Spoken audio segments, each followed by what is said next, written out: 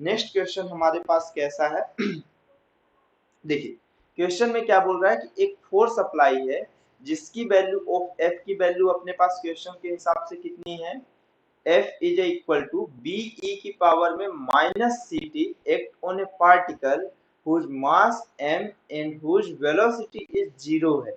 मेरे पास एक ऑब्जेक्ट है जिसमें फोर्स अप्लाई हो रहा है F is equal to BE की पावर में minus CT act on a particle, वो किस पे अप्लाई कर रहा है, पार्टिकल पे जिसका मास m है and whose velocity is 0 at t is equal to 0, मतलब उसकी वेलोसिटी कितनी है, 0, वो भी किस टाइम ड्यूरेशन पे, जीरो टाइम ड्यूरेशन मतलब इनिशियल टाइम ड्यूरेशन पे, इस terminal velocity after a long time, तो उसकी वेलोसिटी वो पूछ रहा है कितने टाइम के बाद, एक मतलब एक लास्ट ऑफ टाइम बोल रहा है कि एक लॉन्ग टाइम।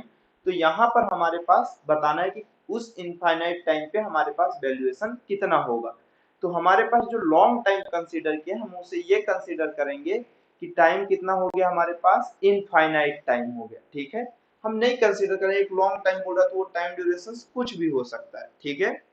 तो यहाँ पर से देखते हैं हम लोग, तो जहां पे फोर्स की वैल्यू क्वेश्चन में हमारे पास कितनी गिवन है, b E the power of minus C t given, ठीक है, और मास कितना गिवन है, एम गिवन है, और वेलोसिटी पूछा है।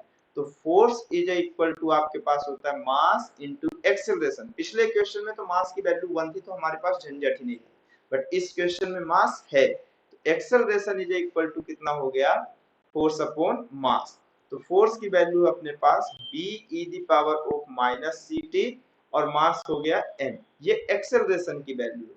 अभी आप जस्ट देखो कि एक्सेलरेशन को मैं एक बार टाइम के रिस्पेक्ट में जब इंटीग्रेट कर दूंगा तो हम कहां पे पहुंच जाएंगे, वेलोसिटी में पहुंच जाएंगे। तो मैं डायरेक्टली लिखता हूं acceleration is equal to dv by o dt। तो जहां से आपके पास निकला dv is equal to a dot of कितना हो गया, dt हो गया, ठीक है। तो integration of dv is equal to integration of a dot of कितना हो गया, dt हो गया। इनिशियल टाइम पे मेरे पास वेलोसिटी 0 है, फाइनल टाइम पे वेलोसिटी कुछ हम कंसीडर करते हैं v कंसीडर कर लेते हैं। टाइम की वैल्यू ऑफ अपने पास 0 से लेके कहां तक जा रहा है, t तक कंसीडर करते हैं, एक लॉन्ग टाइम है, लास्ट में t की वैल्यू को इनफाइनाइट हम कंसीडर कर लेंगे। तो ये वैल्यू ऑफ कितनी हुई हमारे पास v, एक्सेलरेशन की वैल्यू आपके पास क्वेश्चन के इस फॉर्मेट में गिवन है, ठीक।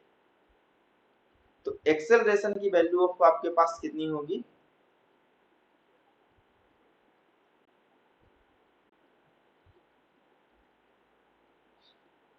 एक्सेलरेशन की वैल्यू आपके पास कितनी हो जाएगी, यहां से देखते हैं हम लोग।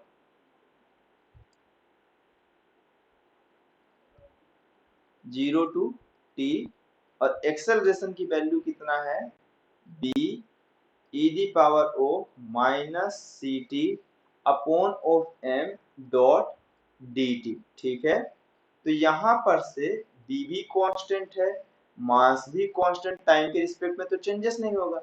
0 टू t e की पावर में minus C t dot of dt, ठीक है। तो आप इस चीज में ये देखो कि मेरे पास यहाँ पर वो फॉर्मेट में कैसा है, e की पावर में माइनस सी टी है, e की पावर में कितना है, माइनस सी टी है। तो आप ये चीज जानते हो कि जब हमें e की पावर में t का इंटीग्रेशन होता है तो वो e की पावर में t आता है, बट यहाँ पे अगर मैं बोलूं ये dt के वाले फंक्शन को, dt को t वाले फंक्शन के रिस्पेक्ट में ही तो होगा, लेकिन t के साथ यहाँ एक कांस्टेंट है, तो इंटीग्रेशन पे ये जो मल्टीप्लीकेशन में कांस्टेंट होगा वो विच सिंबल ऑफ कहां पे आ जाएगा, डिनोमिनेटर में आ जाएगा, और इसका integration e the power of minus C t हो जाएगा, जिसकी वैल्यू 0 से लेके कहां तक जा रही है, t तक जा रही है। तो हम इसमें वैल्यू पुट करते हैं, तो v इज इक्वल टू अपने पास कितना हुआ, minus of b by of m c, और ये format of upper limit minus lower limit, ठीक, ये हुआ upper limit minus of e the power of 0, e की पावर में 0 की वैल्यू कितनी होती है, 1 होती है। तो v is equal to minus of b by of m c, और ये हुआ e the power of minus C T, और e की पावर में 0 की वैल्यू कितनी हो गई, 1 हो गई, कितनी हो गई, 1 हो गई, ठीक। अब वेलोसिटी पूछा कितने, बहुत लॉन्ग टाइम पे, तो वो लॉन्ग टाइम कितना हो सकता है, हमारे पास ये हम कंसीडर कर लिए कि t की वैल्यू कितनी है, इनफाइनाइट। बस वैल्यू आप पुट करिए, आपके पास आंसर आ जाएगा। ठीक है, तो यहां पर से ऑफ आपके पास e की पावर में माइनस इनफाइनाइट माइनस ऑफ 1 हुआ। तो e की पावर में माइनस इनफाइनाइट को अगर आप देखो तो e की पावर माइनस इनफाइनाइट को आप इस तरह से भी लिख सकते हो, और किसी ऑफ वाले केसेस में e की पावर में ऑफ इनफाइनाइट की वैल्यू ऑफ आपके पास कितनी हो गई, ये मेरे पास 1 बाय ऑफ इनफाइनाइट का फॉर्मेट बनेगा। ये कितना हो जाएगा, इसकी वैल्यू होती है 0, और अगर ये 0 हुआ तो ये minus of b by o कितना हुआ, mc 1 बाय ऑफ इनफाइनाइट हो गई एक्चुअल में इसकी वैल्यू। तो 1 बाय ऑफ इनफाइनाइट की वैल्यू को तो हम 0 भी कहते हैं। ठीक है, तो ये चीज आपको समझने की जरूरत है कि e की पावर में इनफाइनाइट है तो उसकी वैल्यू इनफाइनाइट आएगा, और मेरे पास 1 बाय इनफाइनाइट है तो 0 हो जाएगा। तो ये मेरे पास कितना हुआ, 0 माइनस 1। तो वेलोसिटी की वैल्यू माइनस अंदर आएगा तो कैंसिल आउट हो जाएगा, माइनस माइनस प्लस हो जाएगा।